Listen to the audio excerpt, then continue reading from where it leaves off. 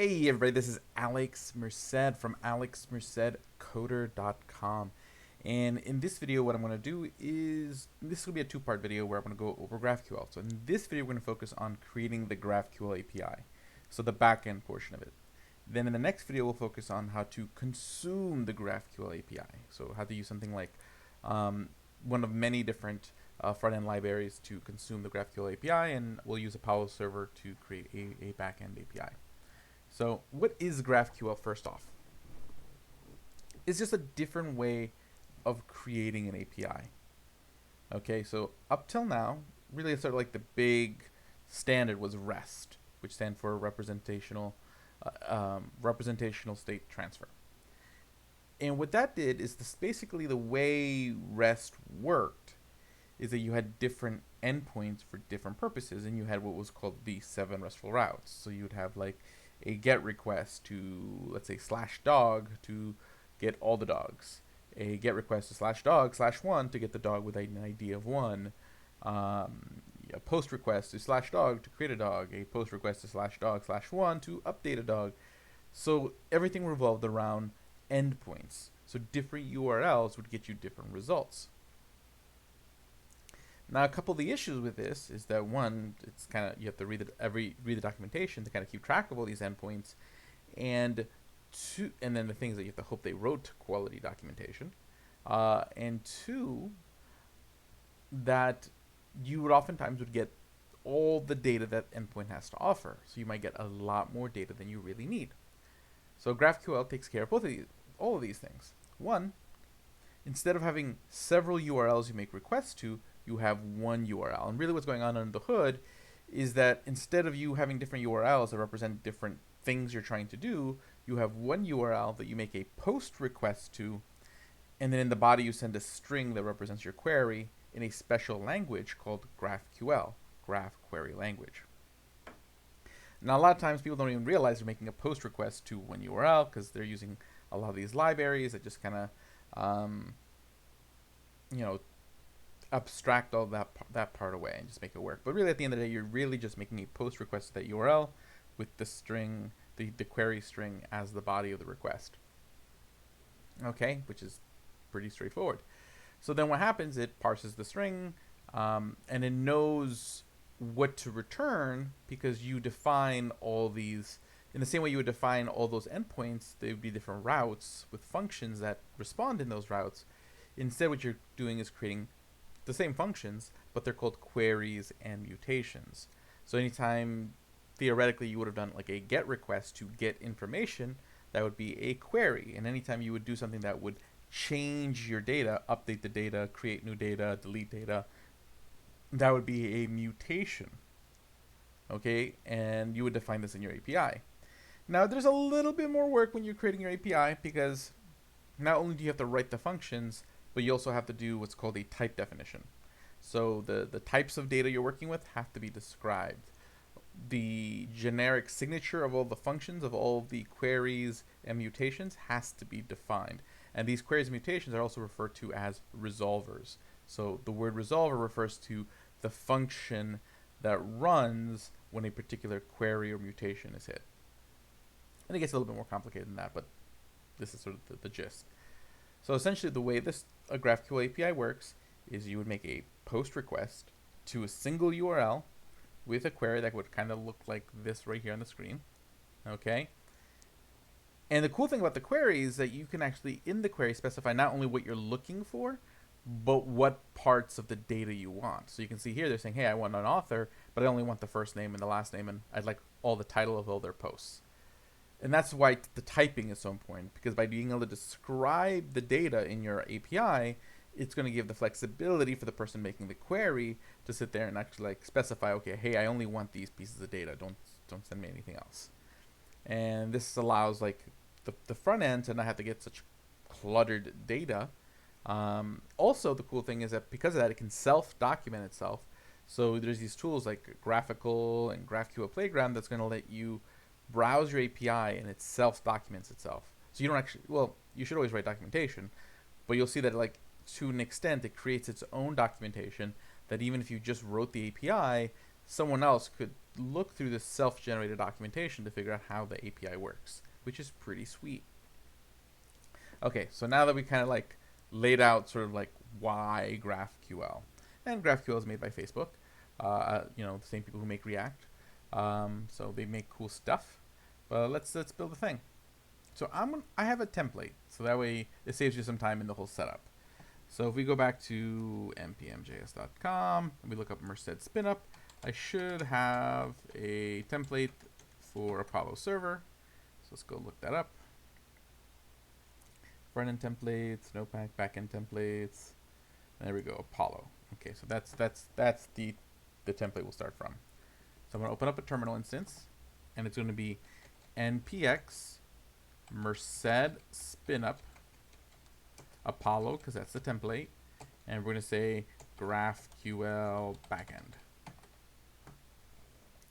Okay, GraphQL backend. Neat. Okay, goody. So basically the way it works, this is server.js. You really don't need to touch this particular file. The way I set this up is that generally this is where everything kind of comes together. So the only thing you'd ever really want to touch here is like the cores, okay, in case you want to like limit it by origin. But essentially what happens is that all the stuff from all the other files gets brought into this file, gets bundled together. It creates the Apollo server. So this is how the Apollo server is going to know about everything else, because everything got passed into the creation of the server here. And then it initializes the server. And then that's that. Okay, so that kickstarts the Apollo server. That kickstarts the ability to do the GraphQL API. Now let's just talk about what all these settings are. So let's go through folder by folder and just explore what these folders have inside of them. Okay, configs.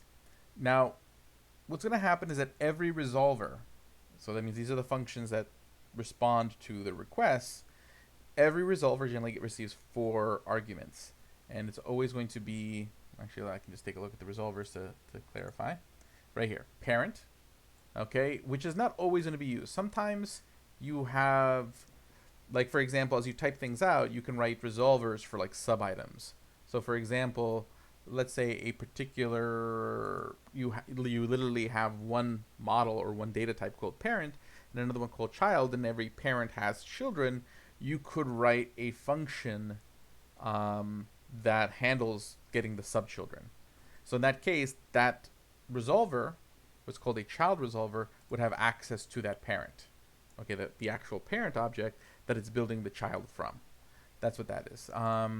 Generally, you're probably only going to use this when you get more advanced. Args, well, every resolver is a function, so you can define arguments that get passed to that function. They all get bundled into this Args object. Context, we'll show you in a second. Info is just like some metadata, some extra stuff. You probably won't ever really need that. You may, but there's not like a real theme. It's like miscellaneous stuff. But context is like global data. Okay, it's like basically data you want to make available to all your resolvers. And how you do that is through this context.js. Okay, so literally this function receives the request and response object just like you would in Express. So if you've built the backend with Express, or really any node framework, you're probably familiar with the request and response object. And then it returns an object. And that object, whatever data is in this object, is context and is made available to every resolver. So essentially, this is just a way to ship data to all resolvers. You don't have to use it, but that's what context is. And so I separated out here. This is the function that builds the context. Again, that gets loaded into the server, and the context gets built. So there you can just put any data you want. Here are server options, so if you want to change any of the settings, like what port it's on, all this kind of stuff. So that's what's inside the configs folder. Okay. Now, as I mentioned, there are different layers. Now, I'm not going to worry about like connecting a database today, so I'm not going to collect Mongo, but theoretically, in the models folder, this is just your normal MVC models folder. So this is where you would like connect to your database, create your models, all that stuff. What we're going to do is, well, we'll just use the example that's here. Okay, so basically what I'm doing here is I'm just exporting a static array. So this is just an array with 2 objects that represent books. That's it. Okay, cool. Okay, so that's basically what you do. So basically, this is the data. Okay, again, if you wanted to use Mongo, this is where you'd set up your Mongo schemas. If this was like an SQL database, this is where you would like set up your migrations and things like that. But essentially all your database stuff. Like how do you connect to your different data layers? And the thing is, you can use as many data layers as you want. I've actually built the GraphQL APIs where I connected to Mongo and Postgres. GraphQL doesn't care. Okay, it's just kind of like your RESTful routes don't care. Okay, they're just functions that respond to a request. What you do in those functions is up to you. Okay, so again, this is just you connecting any kind of sources of data you want. You can put JSON files in there or whatever you want to do. Okay, then let's skip resolvers for a moment and go to Typedef. So this is where I was talking about earlier, where you have to describe everything in your application. Okay, and it's going to look like this. Okay, you have to use this GQL tagged literal, tag template literal. You import from Apollo server, and what it does is that this string becomes the types. Now these hashes, these are comments. Okay, so the hashes are comments. That's what that is. That's just there to help you know where to write what. But you have to define the data type. So I'm saying, hey, like in this API, there is a type called book, and every book has a title property that's a string, and an author property that's a string. Okay, if I wanted to make it like required, I could like add an exclamation point at the end, and that would make it required. Yeah. Now, also there are data types, but there's also input types. Input types are types that you're using for like arguments. So like for function. So basically, not only do I need to know that there's a book data type, but I need to know that there's a book input type. This represents like for like when we receive data for a new book, I want to type that. So we say new book, and then new book is an object that has a title that's a string and an author that's a string. Okay, wonderful. And then there are then here was where we start defining our actual resolvers. Okay, so all resolvers fall into one of two categories. Again, query and a mutation. So you generally have this type query and type mutation section. And then in here, you would literally add all your resolvers. So I could add like, like, let's say get one book and it returns a book. So now I've just defined a resolver, and I have to make sure there's a function for that specific thing. Okay. Cool. Okay, and now since these don't take arguments because I didn't put a parentheses, but let's say, get one book, I want to receive an ID. Okay, so that way I know which book to pull. So we'll just, or actually an index because it's an array. So I'll say like something like this, like index int. And that means, hey, if you do the get one book query, you need to pass in one argument that's called index, which is an integer. And then this query should return a single book. So if this one's returning an array of books, this one's returning a book. Okay, and then book has to be defined up here so it knows what a book is. Okay, so you have to do all this kind of definition stuff. So again, this is kind of laid out in a way where you can kind of follow this template. Okay, I'm just going to get rid of that. Cool.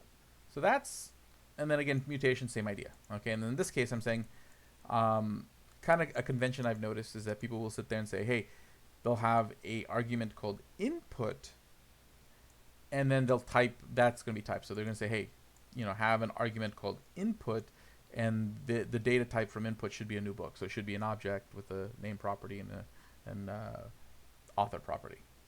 Okay, and when I built this template, I used this books example because I'm pretty sure that's the same example from the documentation.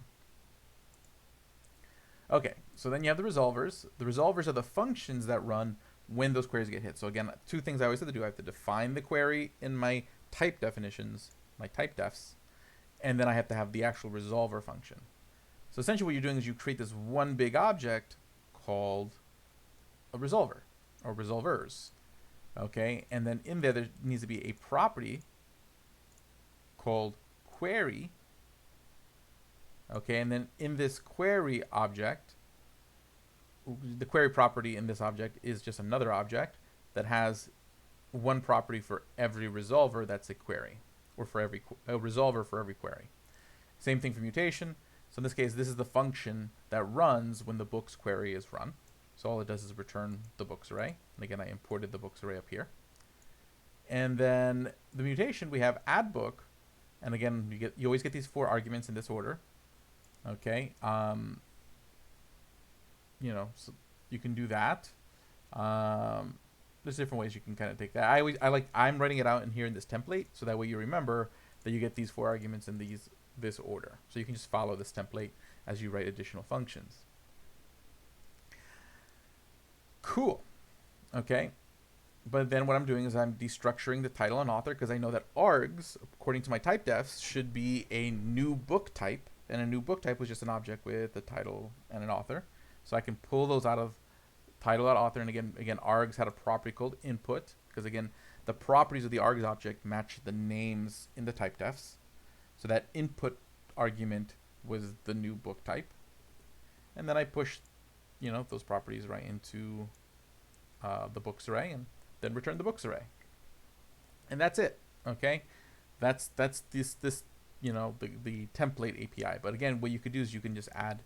What you would do is you would just add or change the types here, and add more queries, more mutations, and then in your resolvers you bring in all your data types, like your data models and whatnot, and create all the functions that respond to those queries here. Cool. So once you build all that out, you can test it out. So let me actually do cd GraphQL backend. Okay, and then I'm going to do a npm install to install all the libraries. Let's get a sip of coffee. Actually, how about water instead?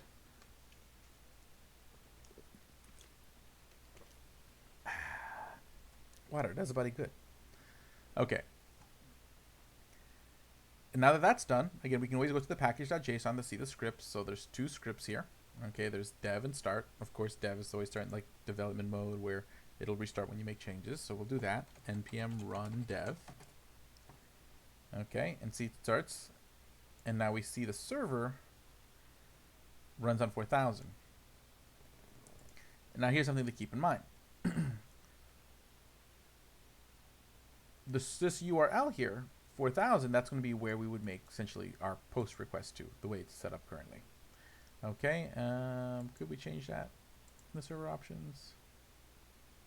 Yeah, you would change. I think you would change that here in path or something. If you want it to be like /API or something where the API is.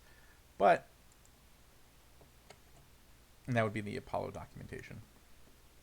But see, what happens is that as long as you're in dev mode, you get this cool tool at that URL called, this one's called Graphql Playground. And this is going to allow us to test the API.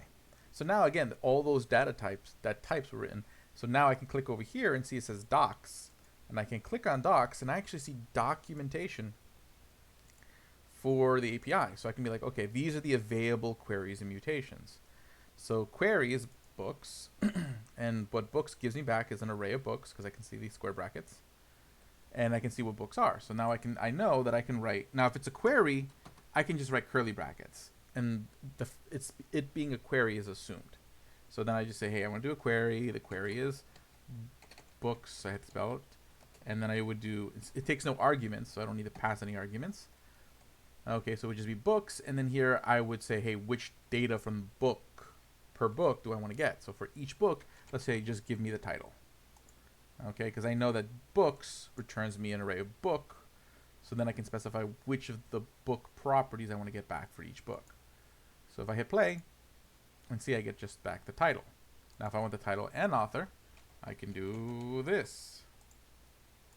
And see, it gives me back now the title and author. So essentially this would be the query. So the point of this tool is to figure out what the right query would be, or to test out the queries. And once I know what the query is, I can literally just copy this and go use it in my front end. Okay, this is literally the query that I need.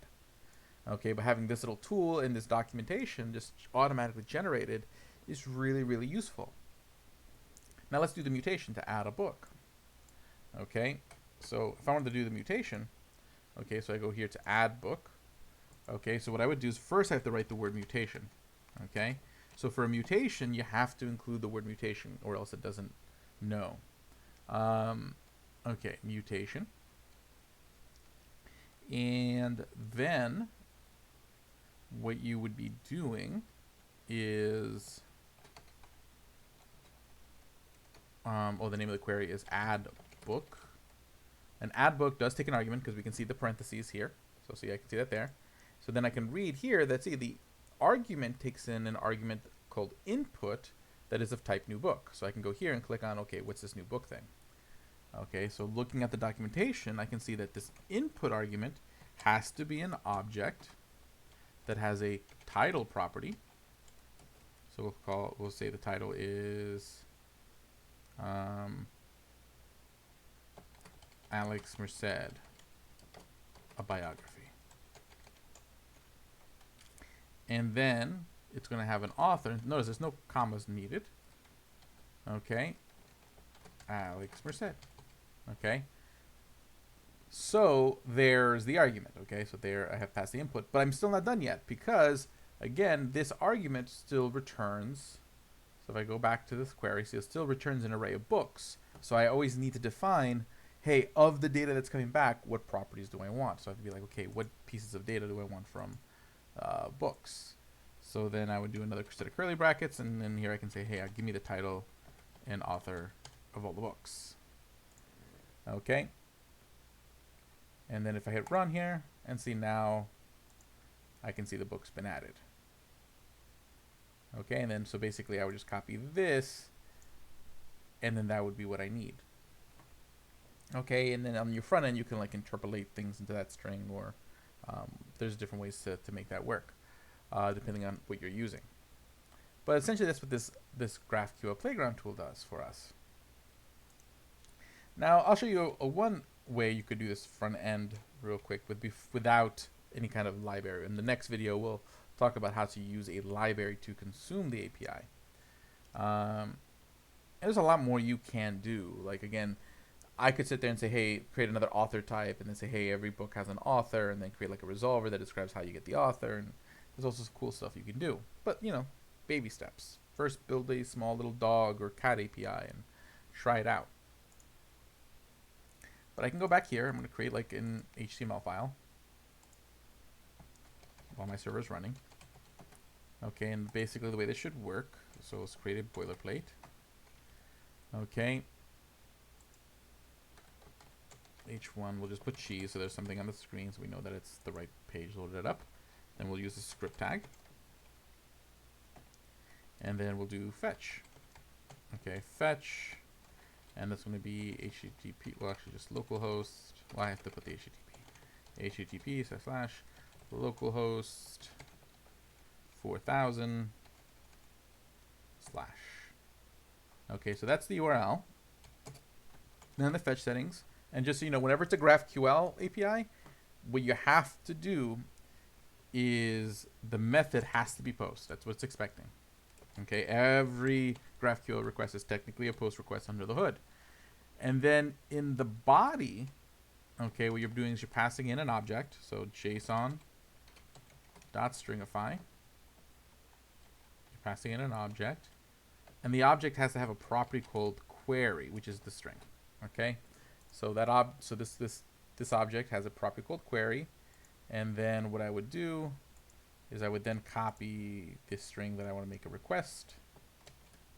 Okay, so there we go. That's the string, and then I would put that in here. Okay, so this is literally how to make a raw. Okay, the problem is like I need to just change all these double quotes to single quotes. Boo-ba-doo-boo. Okay. And where is the beginning of this mutation? Is there another double quote that I'm missing here? Oh, these need to be backticks, that's why. And the reason they need to be backticks is because you can't do multi-line double quotes.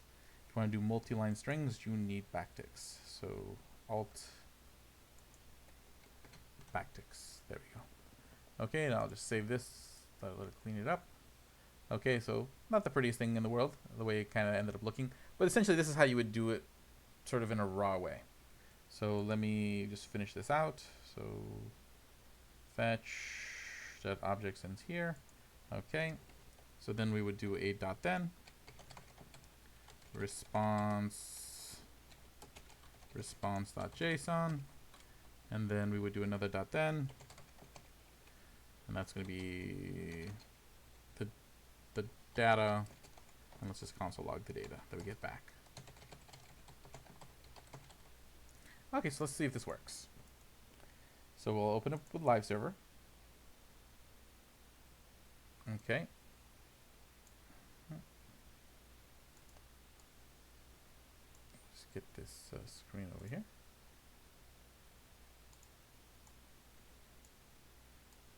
There we go. And let me open up DevTools. We should see a console log if all goes well. Nope, we did not. Let's take a look at why. So let's refresh the page. Okay, so there's the failed request.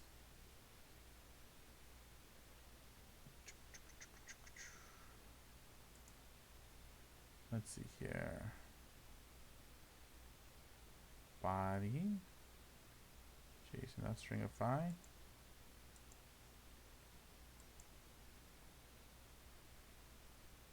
Okay.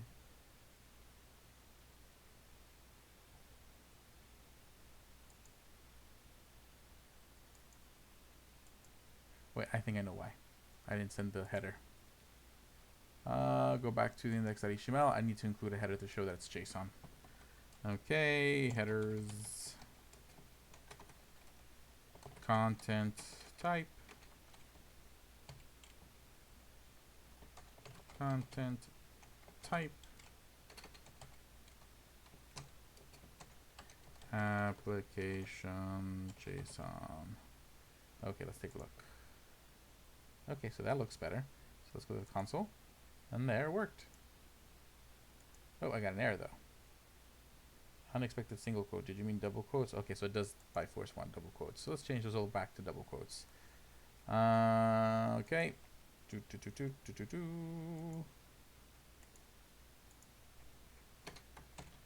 Okay. So let's try that again.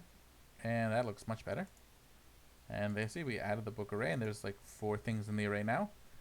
And that's it. So under the hood, when you use a GraphQL API, literally if you just didn't want to use something like Apollo client or what's the other ones? Like,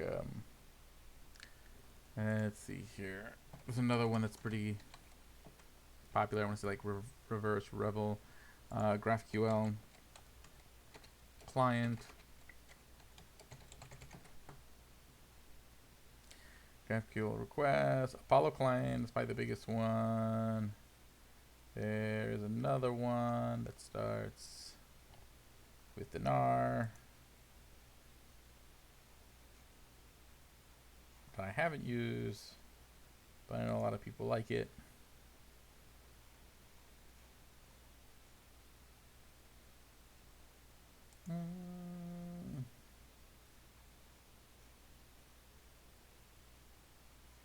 Not finding it at the moment. Let's see here. Best node GraphQL clients.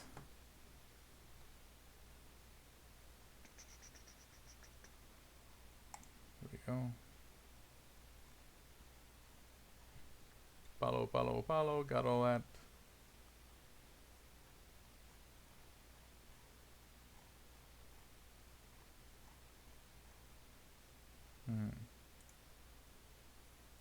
Look a little bit more. Hasura's cool. Hasura's like a tool. Hasura, Prisma, Keystone.